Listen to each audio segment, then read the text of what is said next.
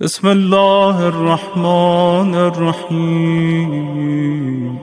میرا مولا چھٹا امام صادق آل محمد ارشاد فرماتے ہیں کہ جو انسان ایک دن گزر جائے جس انسان کو، اور وہ ایک دن میں پانچوں نمازیں پڑھے، مغرب بھی پڑھے، عشاء بھی پڑھے، ظہر بھی پڑھے، عصر بھی پڑھے، صبح کی نماز بھی پڑھے، لیکن لم یقرأ فیہا قل ھو اللہ احد، لیکن ان پانچوں نمازوں میں سے کسی بھی نماز میں قل ھو اللہ نہ پڑھے۔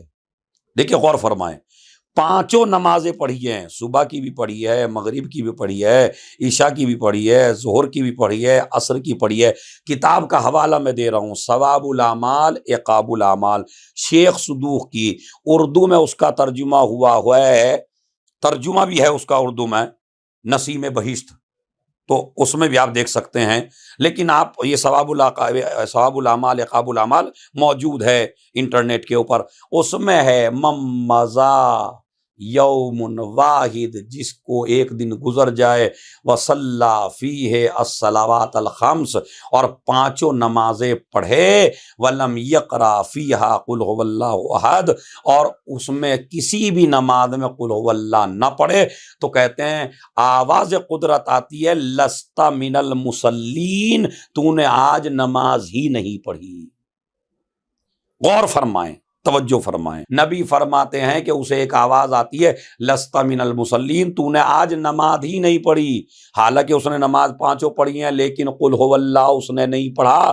تو اگر کسی نماز میں قل ھو اللہ نہ پڑھیں تو آواز قدرت آتی ہے تیری نماز ہی نہیں ہے۔ پھر قال ابو عبداللہ علیہ الصلوۃ والسلام، یہی کتاب کا حوالہ ثواب الاعمال و عقاب الاعمال، فرماتے ہیں ممزت لہو جمعۃ، جسے ایک دن جمعے کا گزر جائے، جیسے جمعے کے دن ابھی گزرا ہے، جمعے کا دن گزرا، وَلَمْ يَقْرَأْ فِيهَا قُلْ هُوَ اللَّهُ أَحَدٌ، اور جمعے کے دن اس نے قل هو اللہ نہیں پڑھا، صبح سے لے کے شام ہو گئی، اور ماشاءاللہ یہ جتنے بھی جوان مجھے سن رہے ہیں، جتنے بھی نوجوان مجھے سن رہے ہیں، کچھ دیکھ رہے ہیں، کچھ حاضرین ہیں، کچھ ناظرین ہیں، پوری دنیا میں یہ مجلس دیکھی جا رہی ہے، تو میں آپ کو یہ پیغام دینا چاہتا ہوں کہ اس غلطی پہ تو ہم بھی ہیں۔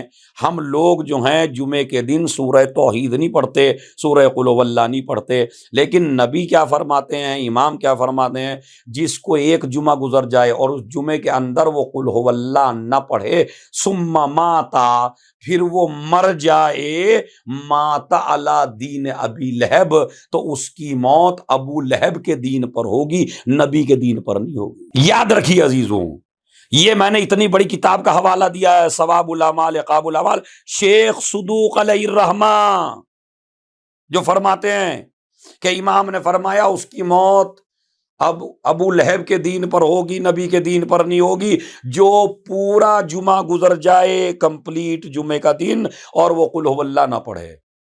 اسی طرح ایک دوسری حدیث ہے، ممدت لہو ثلاث ایام، یہ بھی اسی کتاب میں ہے، جس انسان کو 3 دن گزر جائیں اور 3 دن میں وہ قل ھو اللہ نہ پڑھے، ثم ماتا، پھر وہ مر جائے، کانا کافرا باللہ العلی العظیم، تو وہ اللہ کی طرف سے کافر مرے گا، یعنی مسلمان کی موت نہیں ہوگی، کفر کی موت ہوگی۔ آپ کے لیے نماز میں مکروہ ہے ایک سورہ کو 2 دفعہ پڑھنا، مثلا آپ علاوہ سورہ الحمد کے، سورہ الحمد کے بغیر تو نماز ہی نہیں ہوتی، سورہ الحمد آپ پڑھیں گے نماز میں، پہلی میں بھی دوسری میں بھی، لیکن جو نماز سورہ الحمد کے بعد دوسرا سورہ پڑھتے ہیں تو اس میں آپ ایک ہی سورہ کی تکرار نہیں کر سکتے، مثلا انا اعطینا پہلی میں پڑھ لیں، انا اعطینا دوسری میں پڑھ لیں، یہ نہیں کر سکتے۔ اسی طرح مثلا انا انزلنا پہلی میں پڑھ لیں، انا انزلنا دوسری میں پڑھ لیں۔ مکروہ ہے، مکروہ تکرار کرنا، اور مکروہ ہے نماز میں کہ آپ قل ھو اللہ نہ پڑھیں، یعنی ایک میں انا اعطینا پڑھ لی، ایک میں انا انزلنا پڑھ لی، قل ھو اللہ نہیں پڑھا، تو مکروہ ہے۔ لیکن اگر آپ دونوں رکعتوں میں قل ھو اللہ پڑھ لیں تو مکروہ نہیں ہے۔ پہلی رکعت میں بھی قل ہو اللہ پڑھ لیں، دوسری میں بھی قل ہو اللہ پڑھ لیں. تو یہ عظمت ہے. یہ اصل میں ہر سورے کی تکرار مکروہ ہے علاوہ سورہ قل کے. کیوں؟ اس لیے کہ اب میں ریزن بتاتا ہوں آپ کو، وجہ بتاتا ہوں. اس لیے کہ میرا مولا جب غزوہ ذات السلاسل میں پہنچا اور غزوہ ذات السلاسل کو فتح کر کے آئے اور علی نے وہاں نماز پڑھائی تو علی نے دونوں رکعتوں میں قل ہو اللہ پڑھ دی، پہلی رکعت میں بھی دوسری رکعت میں بھی. اب یہ مسئلہ نیا تھا صحابہ کے لیے، نیا تھا نماز پڑھنے والوں کے لیے، نیا تھا نبی کے چہیتوں کے لیے.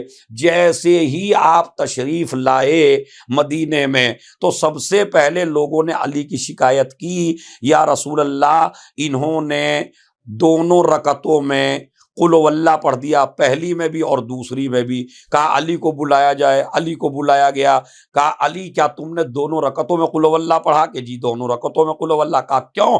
کہا اس لیے کہ اس سورے میں میرے خدا کی توحید کا تذکرہ ہے اور مجھے یہ سورہ بڑا پسند ہے. اسی وقت نبی نے فرمایا جس طرح تجھے توحید پسند ہے اسی طرح خدا کو تو پسند ہے. ایک صلوات بھیج دیں محمد علیہ. جس طرح تجھے سورہ توحید پسند ہے اسی طرح خدا کو تو بھی بہت پسند ہے. اسی لیے نبی نے فرمایا تھا خیبر میں، کل علم اسے دوں گا جو کرار ہوگا، مرد ہوگا، غیر فرار ہوگا، اللہ اور رسول کو چاہتا ہوگا، اللہ اور رسول اسے چاہتے ہوں گے. علی سے سب سے زیادہ پیار ہے پروردگار کو، علی سے سب سے زیادہ پیار ہے خدا کو.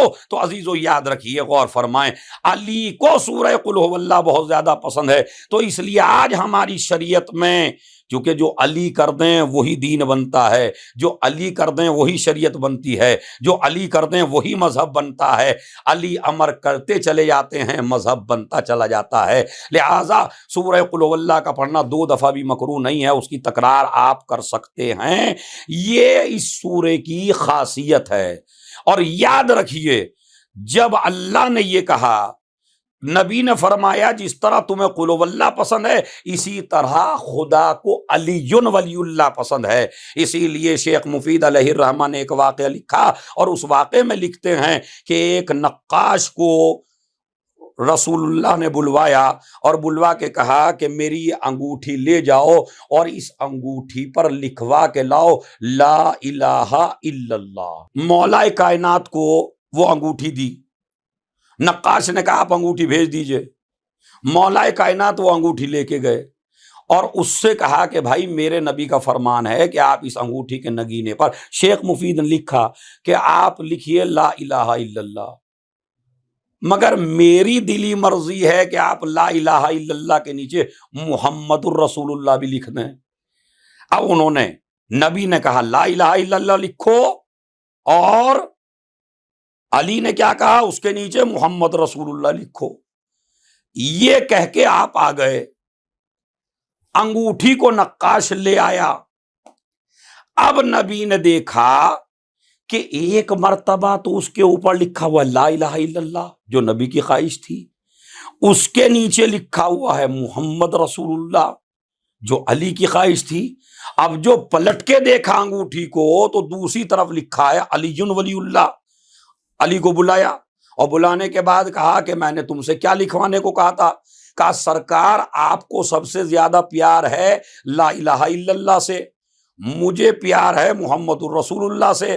آپ نے لا الہ الا اللہ لکھوایا، میں نے محمد الرسول اللہ لکھوایا. ابھی یہ باتیں ہو رہی تھی، رسول کہنے لگی اس پہ تو ایک کلمہ اور لکھا ہوا ہے. کہا کیا؟ کہا علی ولی اللہ. علی نے کہا یہ میں نے نہیں لکھوایا. ادھر سے آواز قدرت آئی، جبرائیل کو بھیجا، میرے نبی کو سلام کہو جا کے اور یہ کہو جو تمہیں پسند تھا وہ تم نے لکھوایا، جو رسول کو پسند تھا وہ رسول نے لکھوایا، جو علی کو پسند تھا وہ علی نے لکھوایا، جو ہمیں پسند تھا. ایک صلوات بھیجنے محمد علیہ. تو عزیزو یاد رکھیے، غور فرمائیں، قل ہو اللہ مجھے بہت زیادہ پسند ہے. قل ہو اللہ سے علی کو بہت زیادہ پیار ہے چونکہ اس کی توحید کا، خدا کی توحید کا تذکرہ اس سورہ قل هو اللہ میں موجود ہے۔ تو عزیزو یہ آج میں نے آپ کو چونکہ روز میں سورہ قل هو اللہ پڑھ رہا ہوں، سورہ توحید آج میں نے آپ کو فضیلت بتا دی۔ تو نماز میں اگر آپ چاہتے ہیں کہ آپ کو بہت زیادہ ثواب ہو تو آپ دو چیزوں کو نہ بھولیے، نہ آپ صلوات کو بھولیے اور نہ آپ سورہ قل ہو واللہ کو بھولیے۔ اللہ نے اپنے قرآن میں، اپنے کلام میں سورہ توحید کو نازل کیا کہ میرے بارے میں یہ عقیدہ رکھو جو میں سورہ توحید میں بیان کر رہا ہوں، قل هو اللہ احد، اللہ ایک ہے اور اکیلا ہے، اللہ الصمد، اللہ بے نیاز ہے، وہ کسی کا محتاج نہیں ہے، پوری دنیا اس کی محتاج ہے، لم یلد ولم یولد، نہ اس کے کوئی بیٹا ہے نہ اس کا کوئی باپ ہے، ولم یکن لہ کفوا احد، اور اس کا کوئی ہمسر نہیں ہے۔ اس کا مطلب یہ ہے کہ یہ چند باتیں اللہ کے بارے میں ہر مسلمان کو یقین رکھنا چاہیے اور سورہ توحید کو دیکھتے ہوئے اپنا عقیدہ مضبوط کرنا چاہیے۔ لیکن یہ سورہ توحید جہاں آپ کا عقیدہ توحید مضبوط کرتا ہے، وہیں آپ کی دنیاوی نہ جانے کتنی پریشانیوں کا حل ہے۔ اس کی فضیلت کے لیے میں آپ حضرات کی خدمت میں وسائل الشیعہ سے اور ثواب الاعمال اور عقاب الاعمال جو شیخ صدوق علیہ الرحمہ کی کتاب ہے، ثواب الاعمال عقاب الاعمال، سرچ کریے جوانوں۔ آپ کو شوق ہے، آج کل کے جوانوں کو اس بات کا شوق ہے سجدے کی علت کیا ہے، سجدے کا ریزن کیا ہے، سجدے کا ثواب کیا ہے، صلوات کا ثواب کیا ہے، ناخون کاٹنے کا ثواب کیا ہے، نماز پڑھنے کا ثواب کیا ہے، قنوت پڑھنے کا ثواب کیا ہے، استغفر اللہ کہنے کا ثواب کیا ہے، لا الہ الا اللہ کہنے کا ثواب کیا ہے، صلوات کا ثواب کیا ہے، مریض کی عیادت کا ثواب کیا ہے، مریض کے لیے تحفہ لے جانے کا ثواب کیا ہے، بیٹی ملنے کا کیا ثواب ہے، بیٹی کی تربیت کا کیا ثواب ہے۔ غرض کہ اگر میں پوری لسٹ بیان کرنے لگوں تو پوری مجلس اسی لسٹ اور فہرست میں ہو جائے گی۔ ہر چیز کا ثواب جس کتاب میں تذکرہ کیا، اس کتاب کا نام شیخ صدوق نے رکھا ثواب الاعمال و عقاب الاعمال۔ آپ اسے سرچ کر لیجئے۔ ہر انسان کو، ہر مسلمان کو، ہر شیعہ کو یہ کتاب پڑھنی چاہیے تاکہ آپ کو پتہ چلے۔ تو اسی کتاب میں آپ کو ملے گا سورہ توحید پڑھنے کا ثواب۔ سب سے پہلے تو میں اہمیت بتانا چاہتا ہوں کہ دنیا آج پرابلم میں ہے، دنیا آج ٹینشن میں ہے، دنیا آج پریشانی میں ہے، دنیا آج بلاؤں میں گرفتار ہے۔ ایسے ماحول میں اور خصوصاً اقتصاد ہر آدمی کا ڈاؤن ہوتا چلا جا رہا ہے، یہ باتیں اس کی سمجھ میں نہیں آتی جس کی سیلری 1 لاکھ اسے مل رہی ہو ہمیشہ، لیکن اگر تھوڑی دیر کے لیے نوکری چھٹ جائے اور فقیری دستک دے دے آپ کے گھر پر تو آپ پھر پوچھتے پھرتے ہیں علماء سے، ہمیں یہ بتا دیجئے، ہمیں یہ بتا دیجئے، ہمیں یہ بتا دیجئے۔ تو بہتر ہے کہ اگر آپ جاب پہ بھی ہیں تو وہ چیزیں آپ پڑھتے رہیں تاکہ آپ کے گھر پہ کبھی فقیری دستک نہ دے سکے۔ اسی لیے شکا رجل الی رسول اللہ، ایک شخص رسول اللہ کی خدمت میں آیا اور آ کے کہنے لگا، یا رسول اللہ میرے گھر میں برکت نہیں ہے، میرا اقتصاد مضبوط نہیں ہے، فقیری نے مجھے پریشان کر رکھا ہے، میں اور میرے اہل و عیال فقیر ہیں، ہمارے پاس کھانے کے لیے کچھ نہیں ہے، میں فقیری سے تنگ ہوں۔ تو ایک مرتبہ نبی نے ایک آسان نسخہ بیان فرمایا، اور یہ آسان نسخہ آپ کو کتابوں مل جائے گا، میں آپ کو بیان کر رہا ہوں۔ نبی نے فرمایا، جب تم اپنے گھر واپس جاؤ، غور سے سنیے گا، جب آپ اپنے گھر واپس جائیں تو سب سے پہلے آپ، اگر آپ کے گھر میں کوئی ہے تو آپ اسے سلام کریں۔ اب بیوی ہو بیوی کو سلام کریں، بچے ہو بچوں کو سلام کریں، چھوٹے ہوں چھوٹوں کو سلام کریں، بڑے ہوں بڑوں کو سلام کریں۔ یہ آج ہمارے درمیان سے اٹھتا جا رہا ہے۔ اگر کوئی بچہ، اگر کوئی جوان آفس سے آنے کے بعد، اگر کوئی جوان گھر کے اندر داخل ہوتے وقت، اگر کوئی جوان مجلس سے جانے کے بعد، نماز جمعہ کے جانے کے بعد، جب بھی آپ گھر میں انٹر ہوں تو اسلام اور رسول اسلام آپ سے کہتا ہے کہ آپ سب سے پہلے سلام کریے اگر آپ کے گھر میں کوئی ہو، اور اگر گھر بالکل بند ہو اور گھر میں کوئی نہ ہو تو نبی فرماتے ہیں پھر مجھ پہ سلام بھیجیے، السلام علیکہ یا رسول اللہ۔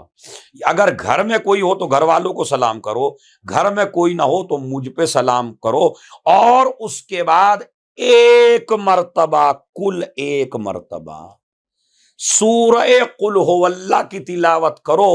ان دو چیزوں سے آپ کے گھر کی فقیری دور ہو جائے گی۔ یہ کسی ملا کا بتایا ہوا نسخہ نہیں ہے، یہ کسی مولوی کا بتایا ہوا نسخہ نہیں ہے، یہ کسی جو پھونک مارنے والے تعویذ گنڈے والے ہوتے انہوں نے نہیں بتایا، بلکہ نبی فرماتے ہیں اگر آپ تنگ دستی سے، فقیری سے پریشان ہیں تو جب بھی آپ اپنے گھر لوٹ کے جائیں تو آپ سب سے پہلے اپنے بچوں کو، اپنی بیگم کو، ماں باپ کو، گھر میں جو کوئی بھی ہے اس کو پہلے آپ سلام کریں۔ سلام کرنے کے بعد ایک مرتبہ قل هو اللہ پڑھیں۔ اگر گھر میں کوئی نہ ہو تو نبی کہتے ہیں مجھ پہ سلام پڑھیں اور ایک مرتبہ قل هو اللہ پڑھیں، تو نبی فرماتے ہیں پھر اس گھر میں کبھی فقیری داخل نہیں ہو سکتی۔ اس شخص کو جب سے نبی نے نسخہ بتایا اور یہ اپنے گھر پہنچا اور اس نے جا کے اس پہ عمل کیا، جب بھی گھر سے نکلتا اور گھر میں دوبارہ انٹر ہوتا اور فوراً پہلے سلام کرتا، اس کے بعد قل هو اللہ پڑھتا، تو 10-15 دنوں کے بعد آ کے کہتا ہے یا رسول اللہ، اللہ کا شکر ہے کہ اللہ نے مجھے دولت نواز دی اور اب میرے گھر سے فقیری دور ہو گئی، میرے گھر سے فقیری دور ہو گئی۔ کیوں دور ہو گئی؟ اس لیے کہ نبی نے فرمایا۔ اچھا، یہ سلام کرنا گھروں پہ آ کے، آپ حدیث قصہ سے آپ نے کیا میسج لیا ہے؟ ہم حدیث قصہ پڑھتے ضرور ہیں لیکن حدیث قصہ پہ غور نہیں کرتے، حدیث قصہ پہ فکر نہیں کرتے، حدیث قصہ کا توجہ سے مطالعہ نہیں کرتے۔ اس میں کیا ہے؟ حسن آئے تو سلام، حسین آئے تو سلام، رسول آئے تو سلام، علی آئے تو سلام۔ تو علی اپنے گھر آ رہے ہیں، حسن و حسین اپنے گھر آ رہے ہیں۔ اس کا مطلب یہ ہے ہماری تہذیب جہاں سے شروع ہوتی ہے وہ یہ کہ جب آپ کسی مومن کے گھر جائیے تو سلام کریے۔ حدیث قصہ کی تہذیب یہ ہے کہ آپ اگر اپنے گھر بھی آئیے تو سلام کیجیے۔